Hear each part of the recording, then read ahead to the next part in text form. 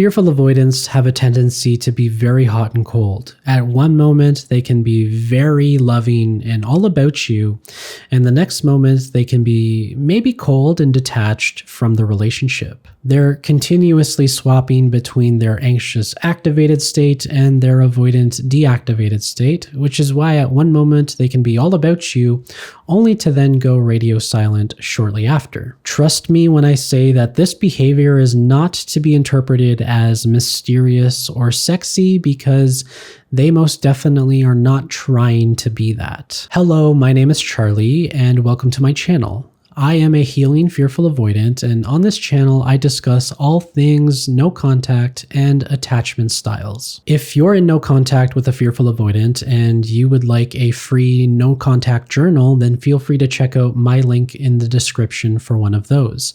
You can download it off of my website for absolutely free, no strings attached. So first, let's discuss why fearful avoidants come on strong in the beginning. This all has to do with their anxious activated state, and I think many anxious attachers can resonate with this. Their anxiety can cause them to take strong, direct, and immediate action to basically avoid those feelings in the first place. Now, that may not make entire sense because anxious attachers are usually marked by having a strong sense of feeling, but many of them are great problem solvers, and they often want to solve problems right away out of avoiding those feelings. It's very uncomfortable to feel those feelings, and so that's why they can often be the ones to push for resolution quickly. They want to go back to feeling good. And so it's one of the ways where they can be kind of similar to avoidance. They just go about dealing with their emotions differently. They do it by seeking connection. Now, when it comes to fearful avoidance, they have both the anxious and the avoidance side, and it is quite the roller coaster. And so at times when they are deep in their feelings and they are feeling all of this, they are compelled to take action immediately. However, they also suffer from the concept that love is to be earned rather than fostered over time. You see, fearful avoidants, they grew up in an environment where they had to earn love from inconsistent caregivers, most likely, but not always. And so what this taught them is that there isn't just one way to get connection and intimacy from their caregivers. At one moment, they may have resorted to anxious strategies to get their needs met, only to later try those same anxious strategies and be rejected. And then later they tried a different strategy, maybe one that was maybe more avoidant, and they learned that in that situation, that strategy worked instead. It taught them that they can rely on multiple strategies or multiple modes of attachment in order to get their needs met. They just needed to figure out which one would work first in order for that to happen. And this is what creates the hypervigilance. The hypervigilance is basically their way of viewing the world through the lens of intensity to understand if they're safe and how they should engage with their environment in order to continue feeling safe. And this is why many fearful avoidants are really good at picking up on emotional cues of people. They're really good at reading people's faces and their emotions, also their tone of voice, because they're doing this all out of the lens of self-protection. If they notice that maybe someone is pulling away a little bit, they themselves will do whatever is necessary in order to not feel the pain of abandonment or rejection in that time. If they feel really rejected, then they may take their own space and act out in protest behaviors in order to push that other person away further, sort of as a way to create their own control in the situation. And so you can kind of see how this teaches some people to rely on multiple strategies to get their needs met. Whereas for the most part, anxious attachers, when they perceive space, they're going to rely on that same strategy of closing the gap between them most times. And so in this anxious state, they're more likely to take action because of it. act. And this is mainly motivated by their feelings in comparison to their fears. The feelings versus the fears is a concept that often dominates most attachment styles, but in particularly fearful avoidance.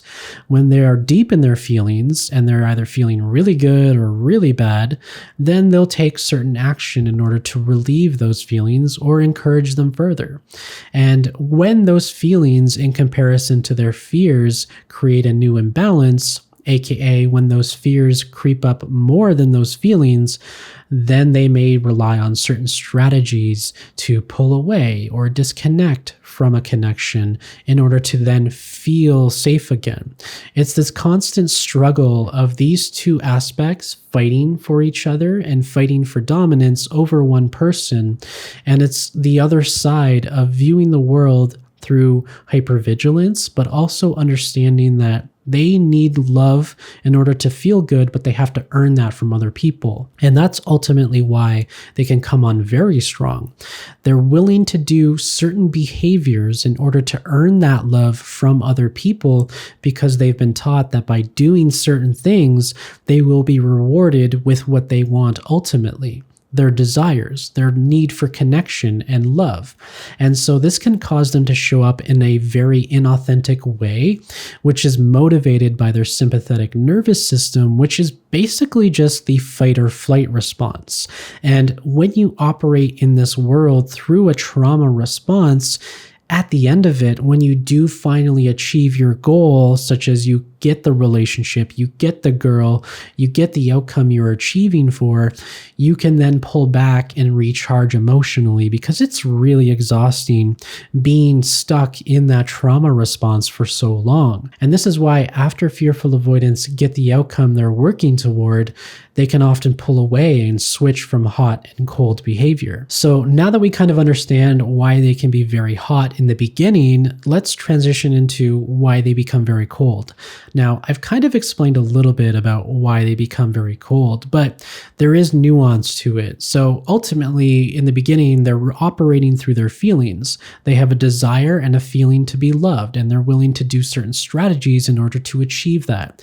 Once it's been achieved and they have that neutral balance, it's sort of like a equilibrium between those feelings and fears. And for the most part, in the honeymoon phase of the relationship, they're able to work through that, and their partner may actually be skilled at soothing those fears, keeping them down. However, once a certain point in the relationship passes, if the fearful avoidant isn't willing to acknowledge how this pattern is dominating their relationship, they're probably going to succumb to those fears. And it's ultimately why they pull away. And when they pull away, they resort to certain strategies in order to reassure that decision. Now, part of operating in a hot and cold dynamic means you often doubt your decisions. You suffer from self-doubt because you had inconsistent caregivers that weren't always consistently reassuring you of the decisions you were making. So because this person often lacks self-confidence and naturally doubts themselves and their decisions, they will do certain things when they're disconnecting in order to reinforce that decision. So some of the things that they will do leading up to the point of the disconnect or to becoming cold is they will switch to flaw finding. Now, what flaw finding is essentially their way of rationalizing why pulling away is the right decision. At a certain point, they may be unsure as to whether or not they should continue with a relationship or continue seeing this person. And so they'll start to hyper-focus on negative traits of the other person. You know, maybe they chew too loud, or maybe they have a really funny laugh, or maybe they get really defensive whenever I try to bring up a particular issue. Whatever the reason is, these are basically a way for the fearful avoidant to understand why this other person isn't safe. Now, sometimes these flaws are actually valid. Sometimes we do date people who aren't able to give us what we need in order to feel safe in connections. However, sometimes fearful avoidants will be in otherwise healthy relationships where they are supported, they are loved, but because they didn't get that consistently growing up, Their sympathetic nervous system is ultimately testing them. And as a result, they are now trying to test the relationship. And so they'll resort to protest behaviors. They'll do certain shit tests in order to really quantify if this person loves them and is committed. And if they feel through the combination of these tests and all of these flaws that this person just isn't safe, they will inevitably pull away, but in the process, they will disconnect and become cold. And this is usually marked by them maybe having less enthusiasm when they communicate with you. Maybe texts become shorter, also infrequent, and they aren't texting you as much. They may start to miss when they say good night to you or good morning. They maybe stop asking you questions about your day. Whatever it is they stop doing, chances are, if you're dating them, you've noticed a shift in how they're showing up with you. This is the process of them actually deactivating, if that is their intention. Now, sometimes fearful avoidants will deactivate without the intention of breaking up.